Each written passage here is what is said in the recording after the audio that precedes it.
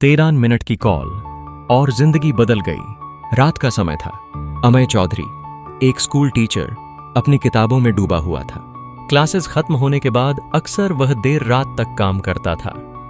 कोई खास वजह नहीं थी, बस उसकी दिनचर्या ऐसी ही थी। लेकिन उस रात कुछ अलग था। 2:13 AM। उसने अपनी घड़ी की ओर देखा और तभी फोन बजा। अजनबी नंबर, उसने सोचा। स्मार्टफोन स्क्रीन पर फोन की रिंगिंग की आवाज गूंज रही थी। उसने झल्लाकर फोन उठाया। हेलो? वो मारा जाएगा ठीक 3 बजे। अगर तुमने पुलिस को बताया तो अगला नंबर तुम्हारा होगा।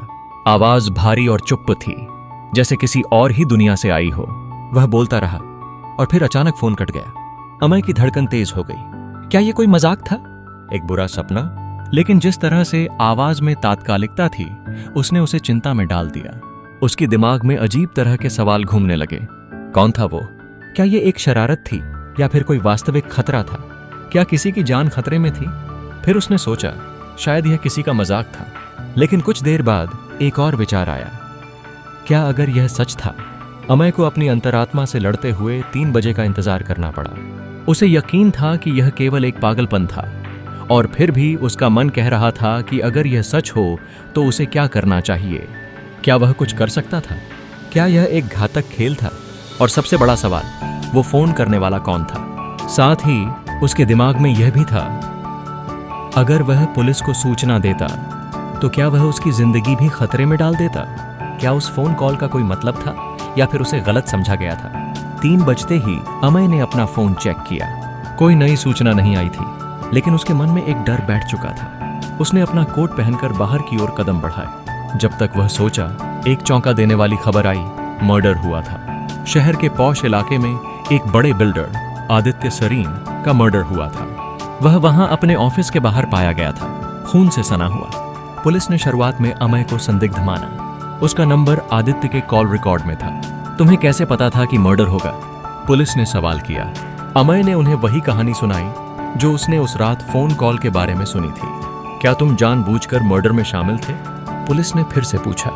अमय का जवाब था, मैं कुछ नहीं जानता। लेकिन सवाल फिर भी जस का तस बना रहा। वह क्यों? और क्यों आदित्य?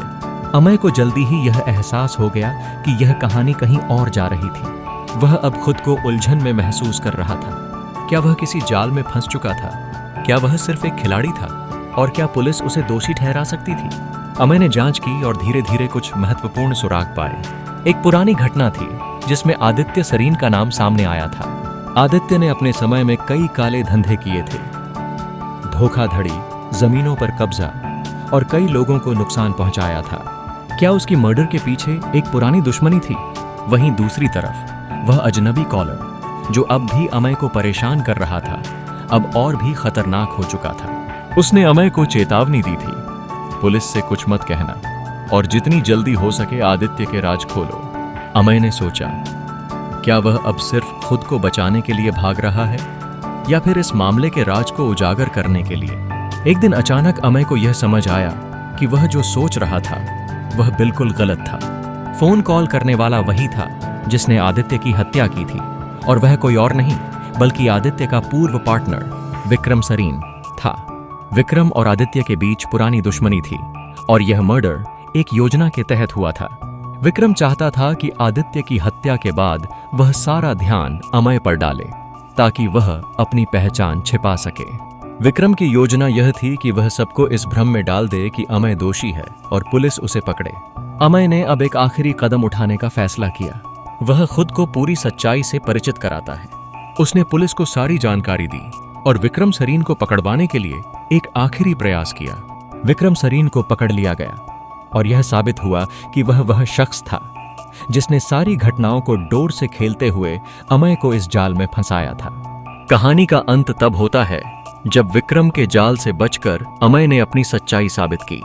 विक्रम को सजा मिलती है और अमय अपनी जिंदगी को फिर से शुरू करता है। वह अब जानता है कि कोई भी फोन कॉल कभी भी आपकी पूरी जिंदगी बदल सकता है। क्या आपने कभी सोचा है कि एक कॉल आपकी जिंदगी को पूरी तरह बदल सकती है? क्या होता अगर आपने उस कॉल का सही जवाब दिया होता?